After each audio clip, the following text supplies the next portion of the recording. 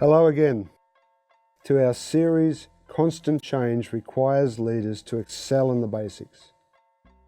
And you're already at topic 3, Creative Delegation Techniques. We now have 2 big topics behind us, understanding your place in the team and motivating your future team. But I'm very happy to say that we're still just getting started, and today's discussion is equally important and challenging. In this video, we're going to break down our delegation process into broad categories under the questions of why delegate, what to delegate, and how to delegate. In the first category, why delegate, we'll identify that there can be multiple reasons to delegate, but we explore 3 which are key. The first is to be able to address stakeholder expectations. As we already discussed in video 2, we have numerous stakeholders with far too many expectations, which we almost certainly don't have the capacity or perhaps even the necessary skills to cope with. Secondly, we have potentially 4 generations and considerable diversity in our workplace today that we need to motivate and cultivate. We spoke about the need and ways of motivating from a neuroscience perspective in video 3. But also we have the realization that many of our team are experts in their field and very capable of working under pressure and coming up with practical new ideas which lead to positive outcomes. And finally, we simply need time to give adequate attention to doing our job as a leader. To work on those critical tasks such as strategic planning, growth, managing the business, reporting, and teams, just to name a few. If you recall the conversation about work-life balance from video 2, you'll remember that we need to find long-term solutions to managing our workload, rather than trying to cope with everything, as this just isn't sustainable. When adopting the wrong approach, we eventually end up spending inadequate focus, time and effort on all 3 of the mentioned areas, and thereby fail more often than not to reach a successful result. So this covers our question of why delegate. Next, we turn our attention to the question of what to delegate. The second question relates to what we delegate, starting with the realization that we can't and shouldn't delegate everything just for the sake of it. Hence, we need to make a conscious decision before delegating about the skill and the willingness of employees to take on the task, the complexity and the urgency of the task, the amount of support we will need or be willing to provide. There's even the need to avoid delegating some tasks at all. So the leader must be aware of this from the outset. And we introduced 2 models which offer some simple solution. The first is from the 34th American president, a gift to the business called the Eisenhower matrix. And the second is the Skillwill matrix from Blanchard and Hershey. Before moving on to these areas or tools, we need to first explore a little on the reasons behind why some managers have a reluctance to delegate. A number of them might sound trivial, or perhaps a few even sound familiar. Here's 10 limiting statements which we've heard and seen before being played out by various managers. And you notice that I use the word manager, not leader, in this discussion. I'm not going to read all 10, you can see them on the screen, but there's a couple I just wanted to highlight. The first is, if I do it myself, I can be certain that it's going to be done correctly. A common trap, particularly for new managers. If I delegate everything, I'm going to become superfluous. Fear of needing to keep everything bottled to myself. And one that I often hear is, I do it because I like it, I enjoy it. I'm actually an expert in this area. So these are all common traps that we as leaders need to overcome.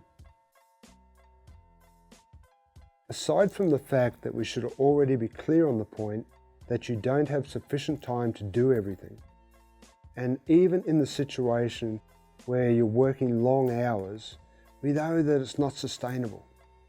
In all instances, there are actions you can take to alleviate your concerns. We'll provide you with a link to additional material which could help here if needed. However, if you still need more convincing, then please refer back to the beginning of this video and review the 3 key reasons why we delegate in the first place. With that clarity, let's examine the Eisenhower matrix to aid us in grouping our tasks prior to selecting which ones to delegate.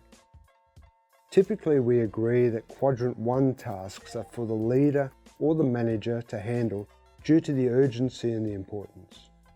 These pressing tasks often preclude us from having an employee do it themselves, unless of course they're already an expert in this area. However, it may be a good idea with non-confidential or sensitive tasks to have a team member work on the task with you as a means of developing their skills for the longer term. From the Eisenhower matrix and your groupings, the best area to select tasks for delegation come out of quadrant 3.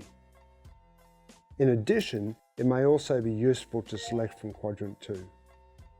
If you're not sure how to use this tool, we'll include another link to a great site in our website, which steps you through the whole process. And we'll outline under the final category in this video how to delegate, what to do with this list, and how to distribute the chosen tasks among your team. Please be aware that there are some times where we agree that it's not always appropriate to delegate. The following tasks should generally not be delegated and are typically leadership tasks: employee evaluations, strategic planning, team development, personnel selections.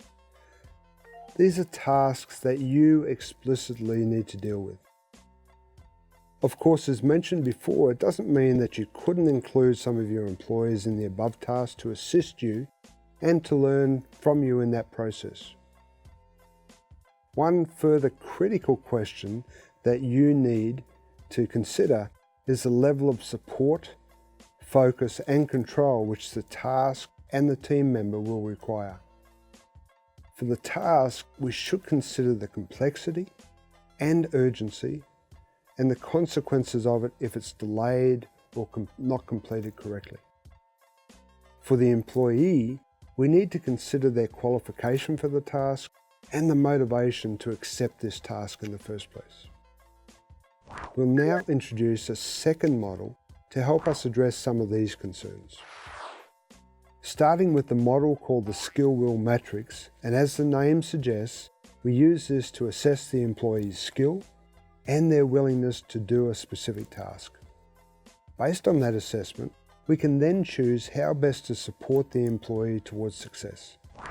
Note that an employee is seldom in one quadrant all the time, but is likely to fall into one quadrant or another depending on different tasks. Some supporting questions which you may need to consider and ask in parallel to the assessment are things such as, does the employee have the necessary time and resources? Do they have the necessary professional qualifications to be able to execute correctly? Does the employee have the necessary overarching competencies? Would this task enable or entail an increase in their qualifications and personal development? Does the task need to be delegated according to the employee's motivation? How will the team and other departments react if this employee takes on the task? And maybe even, will this task be seen as fair if the employee is awarded it? We've reached the final category, how to delegate. And until now, we've given you a lot of material, but not really anything new or creative. So that's all about to change. By now, you should be clear about the tasks that you've selected for delegation. If not, these should be sitting in the Eisenhower matrix that you prepared. In addition, you've considered the level of support, focus, and control needed for each task. Plus, determined with the aid of the Skillwill matrix and your earlier work using the SCARF model, which employees to delegate to which task. Now, we want you to go back to the Eisenhower matrix and beside the quadrants, if you have not already done so, make a list of all your employees. Beside each of their names and at the top of any delegated task, write one activity called Activity of Choice and in brackets, to be confirmed. For the next step, send your team a group communication and invite them to join a meeting at a date and time of your choosing, provided it's not too far off, of course. And as part of the communication, you explain that this meeting will become a regular weekly or bi-weekly event, and for the first meeting, each person should prepare at least one work-related activity which they would really passionately love to work on. They have total freedom to decide what it is, but they need to introduce the topic at the meeting and it will be voted on by the group. To open the meeting, you introduce the concept and the purpose of this and future meetings. Moving forward at this meeting, each member of the team will discuss the projects they're working on, the current status, and the next steps. As they do, everyone else in the team becomes aware of their work and is also required to discuss and contribute ideas to these projects. Once each new project of choice is agreed on by the group, the project leader will have the time and resources allocated. Of course, after final approval, which is sitting with you, of course. During that first meeting, you will ask each person to write their desired activity or project on the whiteboard and briefly introduce it to the group. As a group, you discuss the idea, plus the likely resources and time allocation required. What's the value that it might bring to the group and the business overall? If any other member of the group has a similar interest and would prefer to forego their own project to work on this one, then that's fine. By the end of this first meeting, there should be a decision about who is working on what activity or project.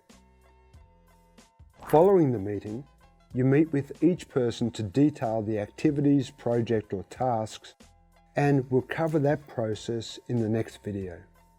Then, for all future meetings, one final step. At the beginning of each meeting and before moving into the activity reviews, you have a compulsory check-in session where all team members share stories about what they did during the last weekend. This takes the level of team connectedness to that next level and softens the relationships from becoming all business all the time. Do you recall our 3 whys for delegating?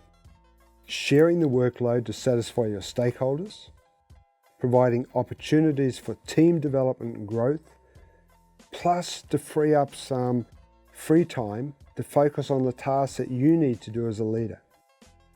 In addition to achieving these goals, can you envisage the power of what you've unlocked through this process? By allowing each of the generations to work on something which they're really passionate about, rather than only work on those activities which are delegated to them, you empower your people and create a sense of contribution, perhaps even unlocking untapped potential. By keeping activities visible to the whole group, you ensure transparency, accountability, and engagement. This in turn should minimize conflict, or at worst, bring the issues to the surface quickly so they can be openly discussed and resolved. So who would have thought that this simple act of delegation could bring so many benefits? Well, we're making great progress. Hopefully, as we conclude each topic, you find an opportunity to practice something from what was discussed. If you have been, then you should already be starting to see some fairly dramatic changes in your team engagement and their performance. Our next video introduces us to the virtual gaming world as we tap into the secrets behind its popularity and apply this to our more traditional approach of managing by objectives. The title is Smart Rules and Reward Goals. As always, we're looking forward to having you join us. Bye for now.